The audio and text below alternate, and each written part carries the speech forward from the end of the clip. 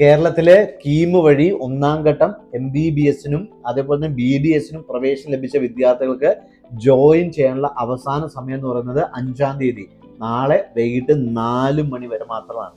അപ്പോൾ നിങ്ങൾക്ക് ലഭിച്ചിരിക്കുന്ന ഈ ഒരു കോളേജിൽ നിങ്ങൾ മുഴുവൻ തുകയും എന്താണോ നിങ്ങൾക്ക് അതിനകത്ത് പറഞ്ഞിരിക്കുന്ന ആ തുകയും അതുപോലെ സർട്ടിഫിക്കറ്റും ഒറിജിനൽസും കോപ്പീസ് ആകാത്ത കോളേജിൽ നിർദ്ദേശിക്കുന്ന മുഴുവൻ ഡോക്യുമെന്റുകളും സബ്മിറ്റ് ചെയ്തിട്ട് നിങ്ങൾ അഡ്മിറ്റ്മെന്റ്, അതായത് ആ അഡ്മിഷൻ പൂർത്തീകരിക്കണം. ഇല്ലാത്ത പക്ഷം നിങ്ങൾക്കുള്ള വരുന്ന ഘട്ടത്തിലുള്ള ഹയർ ഓപ്ഷൻസ് നിങ്ങൾക്ക് റദ്ദാവുകയും നിങ്ങൾക്ക് ഈ ഒരു അലോട്ട്മെന്റ് പ്രക്രിയ നിങ്ങൾ പുറത്തുവരികയും ചെയ്യും.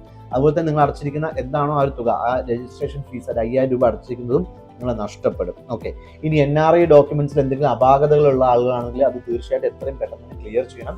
അതിന് തീർച്ചയായിട്ടും നിങ്ങൾ കോളേജിലായിട്ട് കോൺടാക്ട് ചെയ്യാം. ഇനി നിങ്ങൾക്ക് SC ST OEC വിഭാഗത്തിൽ നിങ്ങൾക്ക് ഒരുപാട് ഫീസ് കോളേജുകളിൽ നിന്ന് ചാർജ് ചെയ്യുന്നതായിട്ട് ശ്രദ്ധപ്പെട്ടിട്ടുണ്ട്.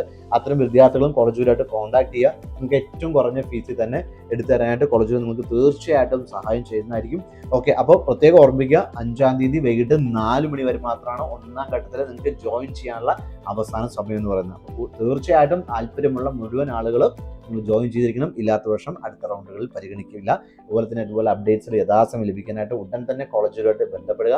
മാത്രമല്ല, നിങ്ങൾക്ക് ലഭിച്ച റാങ്കിനും മാർക്കിനും അടിസ്ഥാനപ്പെടുത്തി എന്തെല്ലാം ഓപ്പർച്യൂണിറ്റികൾ ഉണ്ട് എന്നുള്ളത് നിങ്ങൾ മനസ്സിലാക്കിയിട്ടില്ല എങ്കിൽ നിങ്ങൾക്ക് ലഭിച്ച ആ മാർക്കിന് പിന്നീട് വാല്യൂ ഇല്ലാതായി പോകുന്ന സാഹചര്യം ഉണ്ടാവും. കാരണം ഓരോ സമയത്തിന് വാല്യൂ ഉണ്ടെന്ന് പ്രത്യേകം ഓർമ്മിക്കണം. വിവിധ റൗണ്ടുകളിൽ പ്രത്യേകിച്ച് റാങ്കുകൾക്കൊക്കെ തുടക്കത്തിൽ വളരെയധികം പ്രാധാന്യമുണ്ട്. പിന്നീട് പോകുമ്പോഴത്തേക്ക് അല്ലെങ്കിൽ ഏറ്റവും മികച്ച സ്ഥാപനങ്ങളിൽ ഹയർ കട്ട് ഓഫിൽ പോകുന്ന ആ സ്ഥാപനങ്ങളൊക്കെ നിറഞ്ഞു പോകും. നമ്മളെക്കാട്ടി റാങ്ക് കുറഞ്ഞവർ പോലും അതിനകത്ത് ഫില്ലായി പോകും. പിന്നീട് നമുക്ക് ആ ക്ലെയിം ചെയ്യാൻ സാധിക്കില്ല. കാരണം ഒരു കുട്ടി അലോട്ട്മെന്റ് വഴി ജോയിൻ ചെയ്തിട്ടുണ്ടെങ്കിൽ പിന്നീട് അയാളെക്കാട്ടി മാർക്ക് കുറഞ്ഞ ആള് പിന്നെ ഇയാൾ വെച്ച് റീപ്ലേസ് ചെയ്യാൻ പറ്റില്ലെന്ന് നിങ്ങൾക്ക് അറിയാം. അപ്പോൾ അലോട്ട്മെന്റ് എന്ന് പറയുന്നത് വളരെ ശ്രദ്ധാപൂർവ്വം അല്ലെങ്കിൽ നിങ്ങൾക്ക് ലഭിച്ച റാങ്കിനും മാർക്കിനും അടിസ്ഥാനപ്പെടുത്തി കൃത്യമായിട്ട് പഠിച്ച് ചെയ്യേണ്ടതാണ്. അതുപോലെ തന്നെ ലോ ഫീ പാക്കേജുമായി ബന്ധപ്പെട്ട ഡൗട്ടുകൾ തീർക്കാനായിട്ട്, പ്രവേശനം ലഭിക്കാനായിട്ട് കുറഞ്ഞത് 70 ലക്ഷം രൂപ തുടങ്ങി മുകളിലേക്ക് നിങ്ങൾക്ക് ഒരു ബഡ്ജറ്റ് ഉണ്ടെങ്കിൽ ഈ വർഷം ട്രൈ ചെയ്ത് നോക്കാവുന്നതാണ്. അപ്പോൾ അതിനായിട്ടും കോളേജുകൾ നമ്മൾ തീർച്ചയായിട്ടും സഹായിക്കും. താഴെ കാണുന്ന നമ്പറിൽ ഉടൻ തന്നെ കോൺടാക്ട് ചെയ്യുക. Best wishes.